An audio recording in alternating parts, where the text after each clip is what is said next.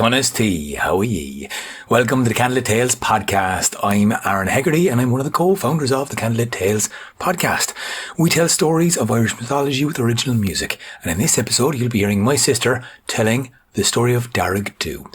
This Samhain, the Irish for November, we are leaning a little into folk tales, so stay tuned as we release more stories every week, and we'll take a little bit of a break from the post-show live chats going out on Sundays, and then we'll go live at the end of the month to talk about all these stories with a special guest. So that's great and exciting.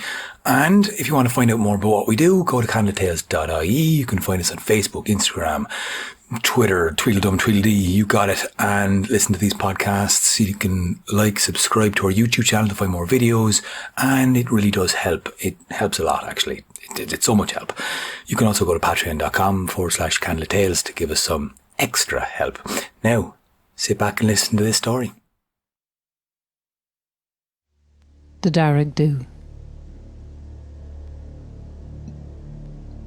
There are many stories in Ireland of the hungry dead, those who do not lie quiet in their graves, those who return, especially in the dark half of the year, when the nights are long and the days are short, and the living must be wary, because the edges of the veil are ragged in the cold. There are those who will return to their families, famished, risen from an unquiet grave, and no matter how much their loved ones give them to eat, their hunger is never sated. They will eat their own families out of house and home and still be hungry, ever hungry. There are those who come back with unfinished business. And there is one who waits at a crossroads, and she is the most feared. Her skin is pale, and her hair is a bright red, and her eyes are cold and cruel. And she is known as the Darragh Dubh. And the Darragh Dugh's appetite is the worst of them all. She was once a girl, although her name is lost to time. A beautiful girl, the daughter of a poor farmer. And she once had a lover, a poor man like herself. But the two of them planned to marry. They thought their love would be enough to nourish them. And they thought that it was all that they needed in the world. But this poor farmer's daughter was too beautiful for her own good. With her pale skin and her bright red hair, and she caught the wandering eye of a local lord, a cold man and a cruel man. He did not propose marriage to her, for he knew she would refuse him. He went instead to her father and offered the man a huge bride price if he would give his daughter's hand in marriage. The farmer agreed, and the girl was given no choice in the matter. And on the day of her wedding she wept. But her husband did not care one whit. All he cared for was to possess her, to have her beauty for himself. Her bright red hair, her pale skin. The girl dreamed of escape, longed for rescue. But her husband could see in her eyes that she was not his. He could see her longing for freedom. He could see her defiance and her hate. And so he locked her in a tower. If he could not trap her heart, at least he could trap her body. And there he found cruel games to play with his beautiful young wife. And he found his favourite game was to cut her white skin and watch the red blood flow out of it. The girl did not give up hope. She waited in her tower. She knew that her lover was out there. She was sure that he would come for her. She knew that her father was out there, and she was sure that he would come for her once he realized how he valued his daughter's happiness and life over the cold gold that he'd been given by the landlord. She knew that the people of the town were out there, her friends, those that she'd seen every day of her life, and they knew how cruel this landlord was. They knew his reputation, and she thought that surely they would come for her. They would notice when she did not appear. But time went by, and her husband intensified his cruelties, and no one came for her. No one helped. When people came to the house and the lady of the house did not greet them, they asked no questions. When she was not seen in town anymore, they might have whispered amongst themselves, but they took no action.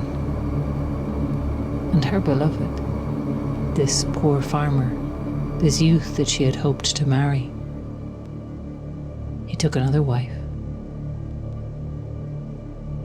And so, gradually, she realized that no one was going to come for her. And so the girl stopped eating. And her husband found that this was something that he could not control. He could ask her to eat. He could beg her. He might be able to force some food into her mouth, but he could find no way to force her to swallow. He was helpless. And he watched her slowly starve. Starvation is a cruel death, and a lingering one. And all through the last days and weeks that she had on this earth, her cruel husband kept on playing his cruel games with her, watching the red blood flow on her white skin. But at last, at the end of it, blinded and racked with pain, she finally breathed her last. But she did not rest. The fire that burned in her burned too brightly to be quenched. Instead, she rose. She went to find her husband. And one night, when her husband was on his way home, he saw her at the crossroads, with her pale skin and her bright red hair. And her skin was paler, and her hair seemed brighter, and she smiled at him and opened her arms to embrace him as she had never done in life. And the landlord rushed to his wife, eager to bring her back home, astonished at the miracle that had returned her to him in such glowing health. And she closed her arms around him, and she brought her hunger and her anger against him. And she sank her white teeth into his skin, and his red blood flowed out and down her throat. And this, she found, was to her taste. This, she found, nourished her and satisfied her from that gnawing hunger that had been within her, that had been her constant companion for so long. And so she waited at the crossroads for her father, the father who had not killed her, but who had not saved her either. And when he saw his daughter, he too rushed to her, thinking it a miracle, and he too fell to her deadly embrace. Now, when these two men were dead, The one who had sold her against her will, the one who had driven her to death with his cruelty. Her vengeance was done, but her hunger was not sated. And so she waited at the crossroads still.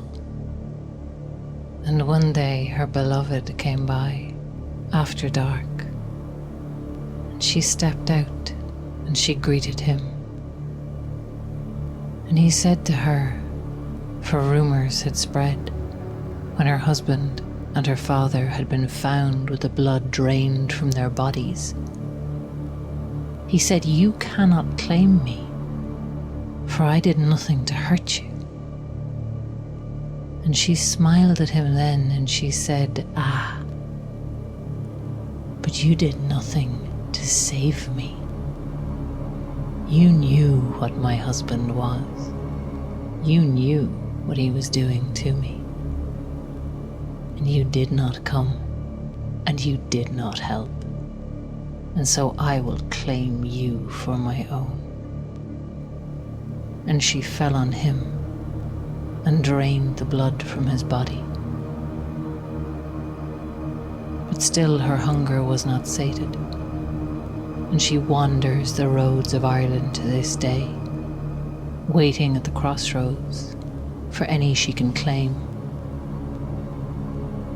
Those who are cruel, and those who are untrue, and those who let cruelty and injustice stand, those who do nothing to save the suffering, those who stand by and allow the cruel to prosper. All can be claimed by the Darug Dubh.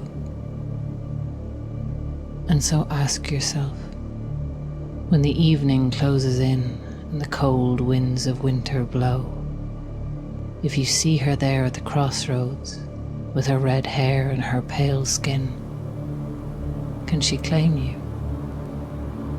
Are you safe from the Darug Dubh?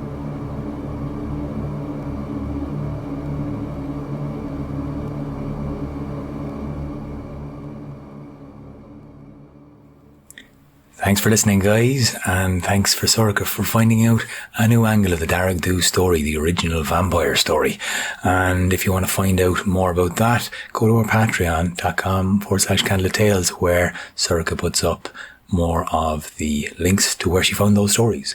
You can find out more about us on candlelittales.ie. Follow us on Facebook, Instagram or Twitter @Candlelit Tales. And for videos and live streams, like or subscribe to the channel on YouTube, Candlelit Tales YouTube, which now has a Candlelit Tales for Kids playlist, #Candlelit Tales. So go on there now. Subscribe to the YouTube channel. Yeah. Did you do that? YouTube channel, I should say. This podcast is produced and edited by Oisin Ryan, and the story was by Sorcha Hegarty, with a little bit of help from myself, if I do say so myself. Liking and subscribing to these things really does help us grow, and, that helps boost our confidence. We do love hearing from you as well. Stay tuned for more stories. We'll be chatting about this story and the rest of our folk tales of this month at the end of the month. So, yeah, get in touch. And we'll be chatting about lots of stuff very soon. Until next time, guys, stay safe.